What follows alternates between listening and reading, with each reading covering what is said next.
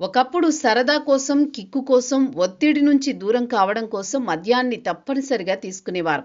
ప్రతిరోజు 2 పెగ్గులేస్తే కానీ నిద్ర పట్టని వారు కూడా ఉన్నారు. అలా చాలామంది యవ్వనంలో ప్రారంభించిన మద్యం అలవాటును దీర్ఘకాలికంగా కొనసాగించేవారు. కానీ ఆ తర్వాత అనేక రకాల సమస్యలు ఎదుర్కొనేవారు. అయితే ఇటీవల మారుతున్న కాలానికి అనుగుణంగా యువత కూడా తమ ఆలోచనలు మార్చుకుంటున్నారు. మద్యం వల్ల సమస్యలుంటాయని గుర్తించిన చాలామంది దీనికి దూరంగా ఉంటున్నారు. ఇటీవల నిర్వహించిన ఒక సర్వేలో భారతదేశంలో మద్యం వినియోగంపై షాకింగ్ విషయాలు బయటపడ్డాయి. ఆ వివరాల్లోకి వెళితే ప్రపంచ వ్యాప్తంగా మద్యం వినియోగం పెరిగిపోతోంది. కానీ భారత్ మాత్రం ఇందుకు పరిస్థితులు భిన్నంగా ఉన్నాయి. తాజాగా euro monitor for all world market for alcohol drinks 2025 నిర్వహించిన సర్వే ప్రకారం నేటి యువత మద్యం సేవించడం తగ్గిపోతుందని తెలుస్తోంది. పాత జనరేషన్ కి కొత్త జనరేషన్ కి మధ్య వినియోగం 36% తగ్గినట్లు తెలిసింది.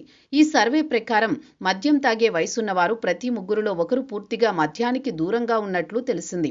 2020లో వారానికి ఒకసారి అయినా మద్యం తాగాలని అనుకునే యువత 26% ఉండగా 2025 నాటికి 17% తగ్గిపోయింది. దీర్ఘకాలిక అనారోగ్య సమస్యలు, కెరియర్ ప్లానింగ్, మద్యం వల్ల వచ్చే సమస్యలను గుర్తించిన యువత దీనికి దూరంగా ఉంటున్నట్టు ఈ సర్వే ప్రకారం తెలుస్తోంది.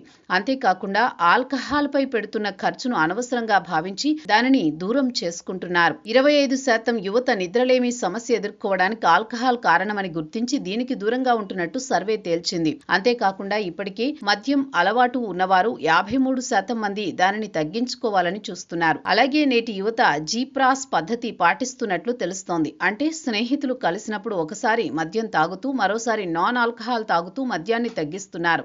ప్రపంచవ్యాప్తంగా నాన్ ఆల్కహాల్ డ్రింక్ వినియోగం పెరిగిపోతుండగా భారత్లో మాత్రం మద్యం తయారీ ఎక్కువ అవుతోంది.